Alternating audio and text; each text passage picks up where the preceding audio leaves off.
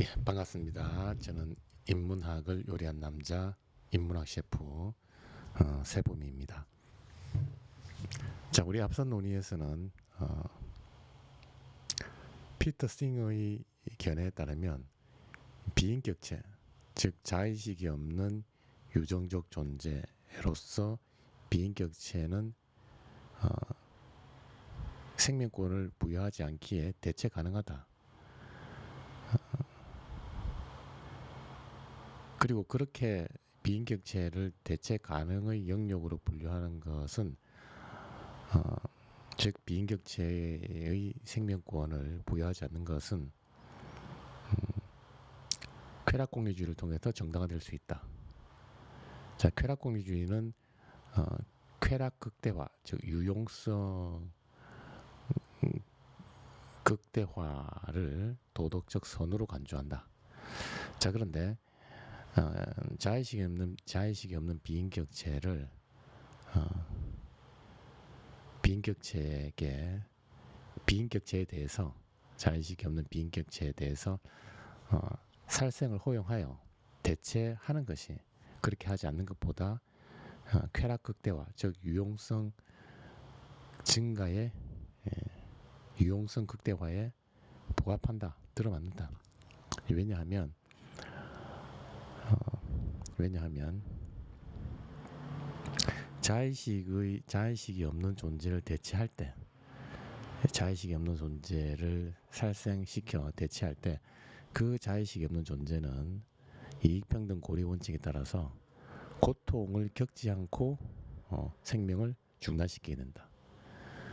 자, 여기서 어떠한 비용 증가도 발생하지 않는다. 즉 고통을 겪는 고통받지 않을 이익을 감소시키는 고통받지 않을 이익을 훼손시키는 그 어떠한 조치도 일어나지 않는다.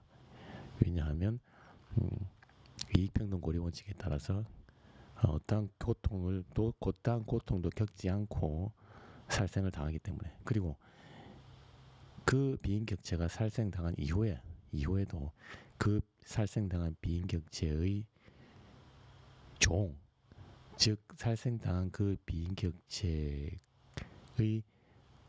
번식된 종이 여전히 유지되기 때문에, 그리고 그 번식된 종이 즐거움을 누리면서 즐거움을 경험하면서 삶을 유지할 수 있다면 이것은 결국은 쾌락이 증가하는 것이다. 즉 비인격체를 대체하면 어떠한 그 대체되는 비인격체가 고통을 받지도 않고 대체되는 비인격체의 이후 세대, 자 포스트 제너레이션으로서 그 이후 세대의 종이 즐거운 삶을 누리니 결국은 고통받지 않을 이익도 확보되면서 어, 쾌락도 증가하니 결국 이것은 유용성 극대화로 이어진다. 따라서 쾌락공리주의는 어, 비인격체를 살생 비인격체에 대한 살생을 허용하여 대체하는 것이 어, 유용성 극대화에 기여하기 때문에 쾌락공리주의는 쾌락공리주의를 통해서 비인격체에 대한 대체 가능성을 정당화할 수 있다. 만약에 비인격체를 비인격체에 대한 살생을 하지 않을 경우에 그 비인격체의 포스트 제너레이션 종의 번식을 우리가 종을 번식시키는 조치를 하지 않기에 이후 세대가 경험하는 그 즐거움이라고 하는 이익을 기대할 수 없다. 결국은 어, 종합적으로 고려해 볼 때 살생을 하는 것이 비인격체에 대한 살생을 허용하는 것이 비인격체에 대한 살생을 허용하지 않는 것보다 유용성 극대화, 쾌락 총량의 극대화에 기여한다. 따라서 비인격체에 대한 대체 가능성을 허용하는 것, 즉 비인격체에 대한 생명권을 부여하지 않는 것이 예, 이러한 견해가 쾌락공리주의를 통해서 정당화될 수 있다. 이렇게 마무리를 했고 어, 그리고 종합적인 정리 차원에서 피터 싱어의 대체 가능성 논변과 그리고 이익평등 고리 원칙을 인간 배아 복제 연구와 관련지어서 우리가 살펴보았는데, 이 먼저 피터 싱어는 인간 배아가 인격체가 아니기에 치료용 배아 복제 연구는 허용된다. 즉 배아는 인격체가 아니기에 생명권을 보호받을 수 있는 조치를 확보할 수 없다. 따라서 우리가 인간 배아에 대한 치료용 배아 복제 연구를 허용한다. 자, 이 측면에서 이 인격체에게만 생명권을 부여하는 싱어의 견해를 확인할 수 있었고요. 그리고 15일째부터 이 수정 후 15일째부터 인간 배아는 고통을 감수할 수 있는 능력을 가지는 것을 우리가 보아야 된다. 미세하게 고통을 감지할 수 있는 미세한 신경 시스템의 흔적이 드러난다. 따라서 15일부터는 인간 배아에 대한 치료용 배아 복제 연구가 허용되지 않는다. 이러한 이 싱의 견해를 통해서 이익평등 고리의 원칙, 즉 유정적 존재, 쾌고 감수 능력이 있는 유정적 존재에 대한 이익, 즉 고통받지 않을 이익을 고려하는 이익평등 고리의 원칙을 우리가 확인할 수 있었습니다. 자, 지금까지 싱의 견해를 종합적으로 살펴보았는데, 이 피터 싱의 견해를 한 번 더 명료하게 우리가 확인을 하는 차원에서 제가 이 한국의 안현모라고 하는 방송인과 이 안현모라는 방송인이 이 사회자로 등장하여 피터 싱어와 서로 인터뷰하는 그런 내용을 제가 가져왔고 이 인터뷰 내용 중 일부를 저희가 같이 한번 살펴보면서 지금까지 살펴본 피터 싱어와 관련한 이 논의를 한 번 더 명료하게 우리가 확인할 수 있어요. 그래서 제가 가져왔는데 한번 살펴보도록 하겠습니다. 자, 마지막으로 한국의 안현무 사회자와 피터 싱어 교수님과의 인터뷰 내용 중 일부를 발췌하여 소개하면서 오늘 심포지엄을 마무리하겠습니다. 자, 싱어가 저처럼 오늘날 동물이 받는 대우가 아주 잘못됐다고 느끼면 관련 상품을 구매하지 말고 소비하지 않는 등 불매운동을 해보세요. 그런 산업들이 아직도 존재하는 건 누군가 상품을 계속 사주기 때문입니다. 몇몇 국가에서는 입법을 통해 완벽하진 않더라도 공장식 사육동물이 겪는 최악의 고통을 어느 정도 없앴습니다. 자, 그래서 우리 피터 싱어는 공장식 사육을 통해서 동물이 겪는 고통에 대해서 강한 문제의식을 가지고 있습니다. 자, 그리고 이 공장식 이 사육 방식으로 사육 당하고 있는 대표적인 동물이 돼지, 닭, 소 이런 인간 아닌 동물인데요. 결국 피터 싱어의 견해에 따르면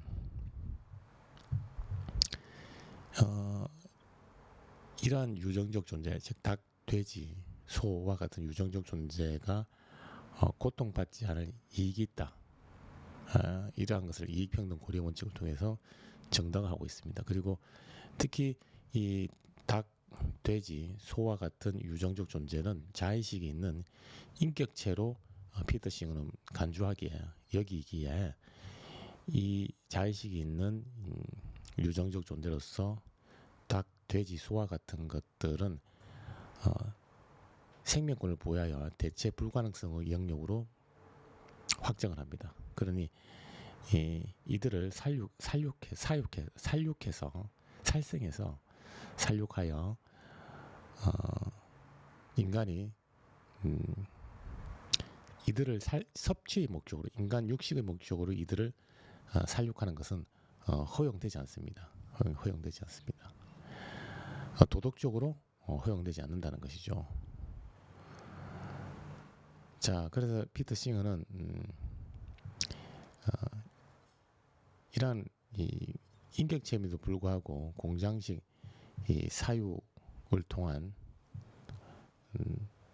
동물을 육식을 위해 살생하는 것을 근본적으로 막을 수 있는 근본적으로 막을 수 있는 조치로서 그렇게 잘못된 대우, 즉 고통받지 않을 이익을 확보하지 못하고 혹은 인격체임에도 불구하고 생명권을 확보하지 못하고 살생당한 동물과 관련한 상품에 대해서는 일체 구매하지 않는 불매 운동을 한번 해보기를 권하고 있어요. 자, 이어서 공장식 사육으로 엄청난 수의 가축을 생산해냈고 이 동물들은 지구의 주요 동물종으로 자리 잡았습니다. 지금 지구에서 가장 수가 많은 조류는 닭입니다. 수백억 마리가 식용으로 길러지고 있기 때문입니다. 우리가 기르는 소 역시 엄청난 수를 자랑합니다. 소는 지구온난화를 악화시키는 메탄가스를 대량으로 분출합니다. 증가하는 육류 수요를 충족시키려고 산림을 벌채 더 많은 소를 키우기 위한 목초지를 조성하고 있습니다. 대부분 소 사료로 만들어지는 대두의 재배를 늘려서 육류 생산을 늘리고도 있습니다. 우리는 부모와 조부모, 증조부에게 물려받은 자연이라는 귀한 유산을 보호하고 있지 않은 것입니다. 자, 나아가서 우리 피터 싱어는 이 공장식 사육이 자연을 훼손하는 방향으로 나아간다는 겁니다. 이 공장식 사육을 통해서 즉 인간이 육식을 위해서 즉 혀의 쾌락을 위해서 육식을 하는 과정에서 그 육식의 대상이 되는 이 가축을 대량으로 생산해내는 과정에서 이루어지는 일련의 조치들이 자연을 훼손하는 방향으로 이어지더라는 것이죠. 예를 들면 육식을 위해서 대량으로 소를 사육하는데 이 소가 배출하는 이 메탄가스 분량이 상당하고 그리고 이 소를 키우는 과정에서 많은 이 목초지가 훼손되고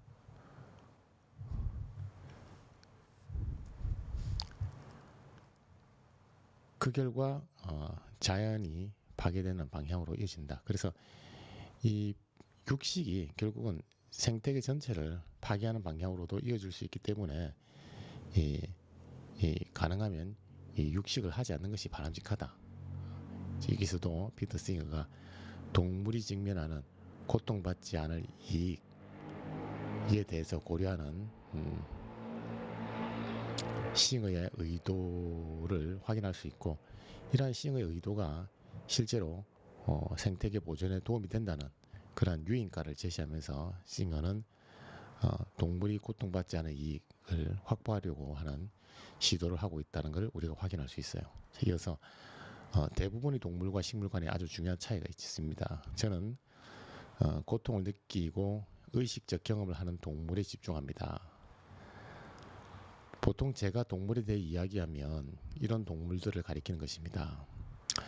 자, 우리 앞서 언급한 것처럼 여기서 싱어는 저는 고통을 느끼고 의식적 경험을 하는 동물에 집중합니다. 자, 고통을 느낀다는 것은 유정적 존재라는 것이고 의식적 경험을 한다는 것은 인격체라고 하는 것입니다. 즉 자의식이 있다는 것이죠. 그래서 싱어가 지금 현재 여기서 이야기하는 동물은 유정적 존재들 중에서 자의식이 있는 인격체로서의 동물을 이야기하고 있다는 걸 알 수가 있어요. 인터뷰 내용이기 때문에 우리 싱어 교수께서 가능한 학문적 용어를 사용하지 않고 쉽게 전달하려고 하여 이 정도의 이 인터뷰 내용을 언급하셨는데, 사실 이 인터뷰 내용, 이 짧은 한마디에는 쾌고 감수 능력이 있는 유정적 존재로서 자의식을 가지고 있는 인격체를 의미하는 것이라고 하는 것을 우리가 파악할 수 있습니다. 자, 보통 제가 동물에 대해 이야기하면 이런 동물들을 가리키는 것입니다. 자, 여기서 이런 동물들이라고 하는 것은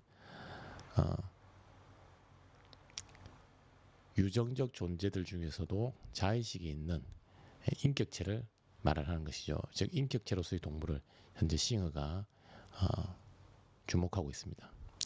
당연히 모든 포유류와 조류가 포함됩니다. 모든 척추동물이라고 할 수 있습니다. 어류도 고통을 느끼고 몇몇 무척추 동물도 고통을 느낀다는 것은 이미 명백한 사실입니다. 문어가 문제를 해결하는 놀라운 사례를 접할 수 있습니다. 문어가 이런 능력을 가지고 있다는 건 지능이 있으며 의식이 있다는 겁니다. 따라서 무척추 동물도 의식이 있는 존재일 수 있습니다. 자, 그래서 현재 여기서 피터 싱어가 이야기하는 동물은 유정적 존재들 중에서 인격성의 징표를 가지고 있는 인격체로서의 이 동물을 의미한다, 이렇게 볼 수 있어요. 이 인격체로서의 동물에 대해서는 우리가 확인한 것처럼 대체 불가능성의 영역으로서 살생이 허용되지 않습니다. 즉 생명권을 부여하는 것이죠. 자, 그러나 모든 동물이 지각이 있는 존재는 아닙니다. 자, 여기서 지각이 있다라고 하는 것은 자의식을 의미하는 것입니다. 인격성의 징표로서 자의식, 즉 미래도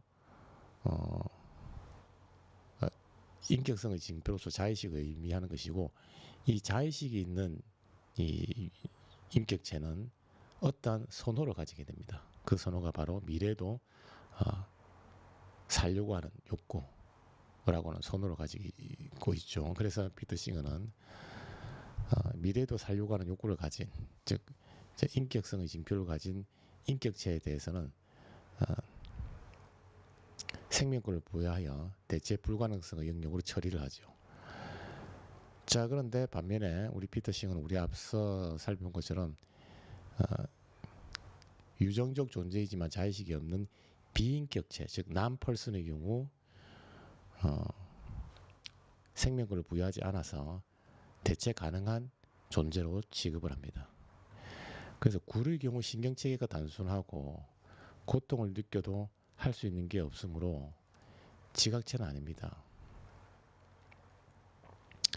굴의 경우 고통을 느껴도, 즉 유정적 존재이긴 하나 고통을 느껴도 뭔가 할 수 있는 게 없다. 여기서 할 수 있는 게 없다라고 하는 것은 미래도 살려고 하는 욕구가 없다는 것입니다. 욕구가 없다. 자, 고통을 느낄 경우에 미래도 살려고 하는 욕구를 드러내는 어떠한 반응을 하지 않는다는 것이죠. 따라서 굴은, 이 피터 싱어는 굴과 같은 이 인간 아닌 이 동물 종은 유정적 존재이긴 하지만 고통을 느낄 수 있기 때문에 인격체로 보진 않습니다. 자, 그러니 우리가 여기서 예측할 수 있듯이 싱어의 견해에 따르면 굴은 대체 가능성의 영역으로서 얼마든지 대체 가능성의 영역으로서 생명권을 확보하지 못합니다. 따라서 어떤 의미로 굴과 식물은 의식이 있는 존재가 아니므로 동일하게 분류될 수 있습니다. 자, 굴은 고통을 느낄 수 있다는 측면에서 유정적 존재이고, 식물은 신경 시스템이 없기 때문에 고통을 느낄 수 없다는 측면에서 유정적 존재는 아니에요. 분명 차이는 있습니다. 하지만 굴과 식물은 모두 자의식이 없다, 즉 인격성의 징표로서 자의식이 없다는 측면에서 인격체가 아니라는 의미에서 동일하게 분류될 수 있다는 거예요. 인격체가 아니라는 의미에서 동일하게 분류될 수 있다.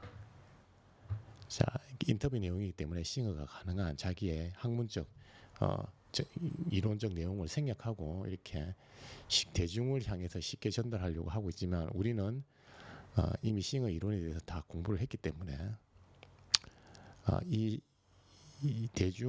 대중의 이해할 수 있는 언어로 전달하고 있는 싱어의 진술, 견해의 이면에 숨어 있는, 즉 행간에 숨어 있는 그 이론적 내용을 우리는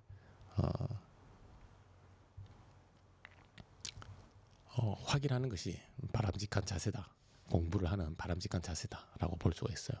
즉 그래서 유정적 존재는 아니지만 식물은, 그리고 굴은 유정적 존재라는 측면에서 차이는 있지만 굴과 식물 모두 인격성의 징표로서 자의식이 없는 비인격체이다. 따라서 생명권을 부여하지 않는다 라고 하는 것을 우리가 정리할 수 있고요. 이어서 즉 동물과 식물을 확실히 구분하기 힘들 수도 있는 겁니다. 즉 동물과 식물 모두 비인격체의 범주로 포함될 수 있기 때문에 동일한 영역으로 처리가 될 수 있다는 거예요. 하지만 구분하는 데 중요한 기준으로 경험을 할 수 있는지 여부를 삼을 수 있습니다. 동물로서 사는 삶을 경험이라고 자각하는지, 즉 닭이라면 닭장에 갇힌 걸 경험으로 자각하는지를 말하는 것입니다. 여기서 경험으로 자각한다는 것은 바로 인격성의 징표인 자의식을 가지고 있다. 자의식을 가지고 있기에 미래도 살고자 하는 욕구로서 선호를 가지고 있다. 선호를 가지고 있다. 그러니 선호공리주의를 통해서 그 선호로서의 이익을 보장하는 것이 도덕적 선이다. 따라서 우리는 이러한 이 경험으로 자각하는 자의식이 있는 비인격체에게 생명권을 부여하여 대체 불가능성의 영역으로 처리한다 라고 하는 것이 싱의 견해입니다. 자, 경험으로 자각한다는 건 그 동물에게 끔찍한 일이니까요. 이게 제일 중요합니다. 반면 배추의 경우 배추로서의 경험은 없을 것입니다. 애초에 경험이라는 걸 하는지가 의문입니다.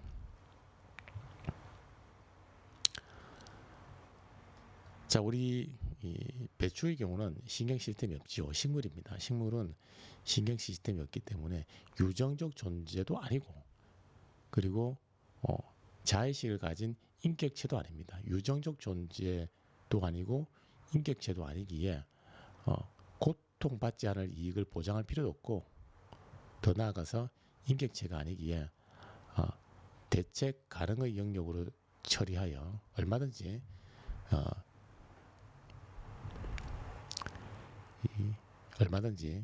그 생명권을 우리가 그 생명을, 배추로서의 생명을 우리가 취할 수 있는 거예요. 즉 얼마든지 인간이 섭취할 수 있다 그 말입니다. 즉 그러니 이 자의식이 없는 식물은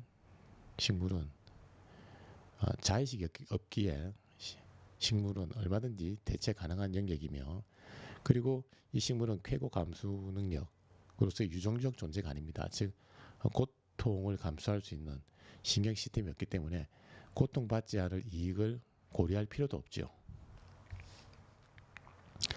자, 이어서 물론 저는 더 많은 사람이 채식인이 되길 바랍니다.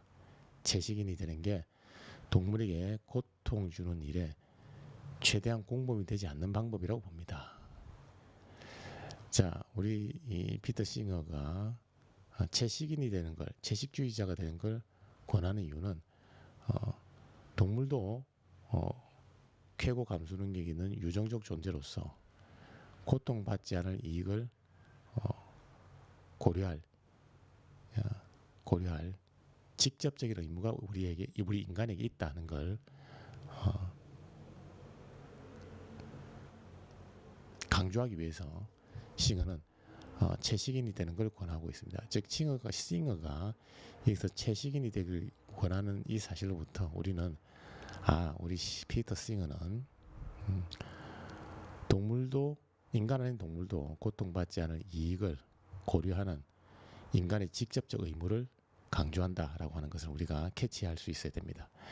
자, 제가 보기엔 아직 전 세계 어느 국가도 동물성 식품 섭취를 금지할 준비가 안 됐습니다. 부디 몇십 년 후에 달성되길 바랍니다. 공장식 축사의 실체를 알리고 축사는 미 기후변화와 팬데믹 발병을 촉발한다는 사실, 여기에 더해 건강에 끼치는 영향 등도 설명해 주면서 사람들이 동물성 식품을 덜 섭취하거나 완전히 중단하도록 설득하는 게 제일 효과적이라고 생각을 합니다. 그래서 이 피터 싱어는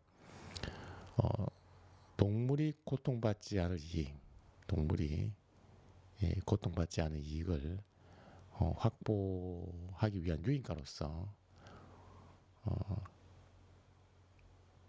동물이 고통받지 않을 이익을 확보하면 그것은 기후변화와 팬데믹과 같은 전염병을 막는데도 기여할 뿐만 아니라 여러분 자신의 건강에도 훨씬 더 도움이 된다. 즉 채식을 통해서 육식하는 것보다는 채식하는 것이 훨씬 더 여러분 건강에도 도움이 되고 채식을 하게 되어 육식 동물을 살생하지 않으면 그 육식 동물을 식용으로 사육하는 과정에서 일어나는 여러 가지 이 조치가 기후 변화와 팬데믹 발병에 미치는 영향까지도 차단할 수 있다라고 이렇게 자신의 이론에 대한 실천성을 부여하기 위한 조치를 이야기하고 있다 하는 걸 확인할 수 있어요. 그래서 상당히 싱어라고 하는 분은 자신의 이론을 이론적 차원에서 그치지 않고 우리 삶에서 직접 적용하여 실천하는데 직접 참여하기를 강조하는 학자다, 이렇게 우리가 평가를 할 수 있어요. 물론 싱어에 대한 많은 비판이 가능하지만 자신의 이론을 실제의 삶에서 자신도 몸소 실천하고 있고 실천하게 하기 위해서 상당한 대중운동을 펼치고 있는 영향력 있는 학자다, 이렇게 평가를 할 수 있습니다. 자, 이어서 싱어는 개인적으로 애완동물이라는 말보다 반려동물을 선호합니다. 애완동물은 마치 장난감처럼 사람보다 열등한 존재로 들립니다. 그에 반해 반려동물은 배우자나 아이들처럼 인생 동반자이자 가족으로 여길 수 있습니다. 자, 여러분이 반려동물을 진정한 가족 구성원으로 생각할 때 반려동물은 가족이 됩니다. 물론 반려동물에게 적합한 환경이 전제되어야 합니다. 아파트에 거주하고 낮에는 온 가족이 출근해 저녁에야 집에 온다면 반려동물을 키우기에 좋은 환경은 아니라고 봅니다. 반려견은 사람과 함께 있어야 하고 밖에 나가 산책도 해야 합니다. 또 개는 사회적 동물이므로 공간만 충분하다면 한 마리 이상 키우는 게 낫다고 생각합니다. 정리하면 반려동물에게 어떤 삶을 살게 해줄 것인지가 전적으로 중요한 것이라고 하겠습니다. 자, 그래서 이 피터 싱어는 이 애완동물이라기보다는 반려동물이라는 용어를 선호한다. 반려동물이라는 용어를 선호한다. 즉 어떤 동물을 인간의 이 어떤 욕구를 충족시키기 위한 이 단순한 수단으로 취급하는 것이 아니라 그 동물이 가지고 있는 고유한 이익을 보장해 주려고 하는 의도가 상당히 자리 잡고 있다는 걸 우리가 확인할 수 있어요. 그래서 싱어는 동물을 여러분이 원해서 가정에서 기르는 그 동물을 애완 동물로 취급하지 않고 반려동물로 그 지위를 높여준다라고 하는 걸 알 수 있어요. 자, 이러한 싱어의 입장을 우리가 통해서 이분은 동물도 어떠한 이익을 보장해 줄 필요가 있다는 하는 것을 강조하는 학자라는 걸 알 수 있어요. 물론 여기서 말하는 싱어의 이론적 맥락에서 볼 때 이익은 동물도 고통받지 않은 이익이죠. 자, 그런데 반려동물을 키우기는 키우는데 그 반려동물을 혼자 내버려 두는 시간이 많다. 그러면 당연히 강아지와 같은 사회적 동물로서 반려동물은 혼자 있는 시간이 많으면 많을수록 외로움이라는 관계가 박탈되니 외로움이라는 고통에 직면하겠죠. 자, 그래서 이런 고통을 받지 않을 이익을 확보하기 위해서는 가능하면 이 반려견과 많은 시간을 보낼 수 있는 환경에서 반려동물을 키우는 것이 바람직하다라고 하는 것을 강조하고 있어요. 여기서 한 번 더 우리는 이 반려동물이라는 용어를 사용하는 것, 애완동물보다, 그리고 반려동물을 어떻게 대해야 되는지, 여기서 언급한 것처럼 혼자 그 반려동물이 지내면서 외로움을 느끼는 그것은 바람직하지 않다. 이런 싱의 견해를 통해서 볼 때, 이분은 동물이 고통받지 않을 이익을 고려하는 그러한 이익평등 고려 원칙을 삶에서 녹여내고 있다, 실천하고 있다라고 하는 걸 확인할 수 있어요. 자, 이어서 동물을 보호하는 방법으로 먹지 않는 걸 제외하면 법과 여론에 영향을 끼치는 겁니다. 또 동물을 좋아하고 소중히 여기며 동물보호법제화에 의지가 있는 정치 지도자가 있는 게 중요합니다. 유럽연합은 좋은 본보기입니다. 동물을 위한 법과 정책이 여럿 있습니다. 화장품의 동물 실험을 금지하는 법이 있고 연구 목적의 실험실 내 동물 사용에 대해서도 다른 국가보다 더 잘 규제하고 있습니다.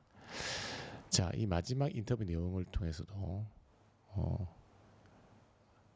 피터 싱어는 동물이 고통받지 않을 이익을 상당히 고려하고 있고 이러한 자신의 입장을 화장품의 동물 실험을 금지하는 것, 즉 이 화장품 생산 과정에서 이루어지는 동물 실험, 우리가 앞서 살펴본 것처럼 피부 자극에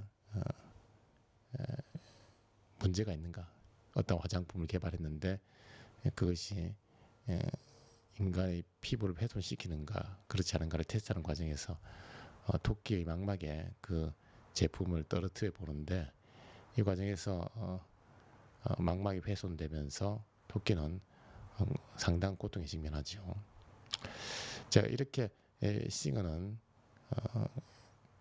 동물 실험을 금지하는 이러한 것을 강조하는 것을 볼 때 이분은 동물도, 인간 아닌 동물도 고통받지 않은 이익을 고려해 주려고 하는 그런 직접적 의무를 인간에게 부과하고 있구나라고 하는 것을 알 수 있고, 한 걸음 더 나아가서 이분은 이러한 자신의 이론이 우리 삶에서 영향력을 발휘하기 위한 여러 가지 법제적 조치, 이런 것을 강조하고 있는 것을 볼 때 정말로 이분은 그냥 이론을 위한 이론이 아니라 자신의 이론을 일상의 삶에서 그 생명력을 부여하여 실천해 보려는 그런 의지가 강한 사상가다라고 하는 것을 우리가 알 수가 있습니다.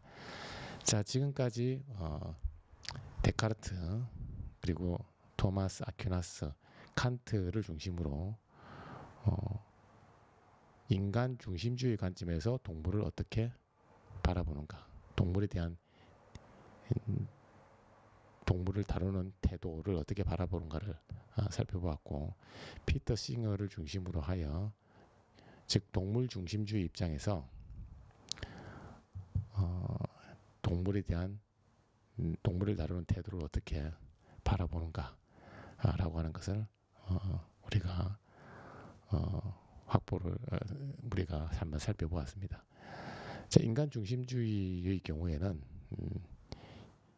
이익을 고려하는 범위가 호모사피엔스 종이라는 그 인간에게 제한되어 있지만, 동물 중심주의, 피터 싱으로 대표되는 동물 중심주의의 입장에서는 인간을 포함하여 어떠한 이익을 고려하는 범위가 인간을 포함하여 인간 아닌 동물에게까지 확대되고 있다라고 하는 걸 우리가 확인할 수 있습니다.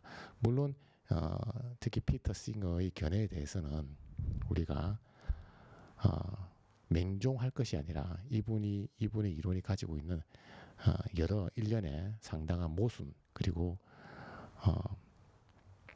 이론의 허점, 약점 그리고 이론이 가지고 있는 치명적인 문제점 이런 부분도 분명히 있습니다. 있을 수 있고 있습니다. 하지만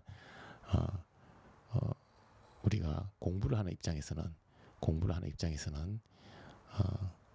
일단 먼저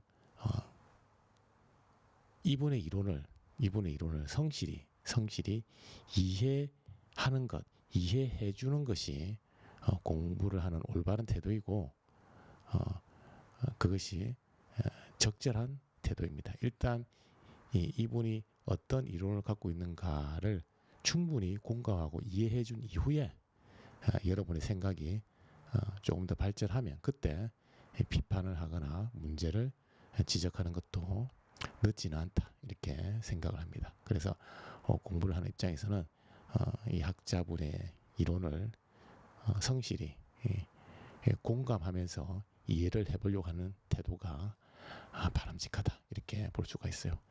자, 지금까지 경청해 주셔서 감사하고 저는 인문학을 요리하는 남자 인문학 셰프 세범이었습니다. 감사합니다.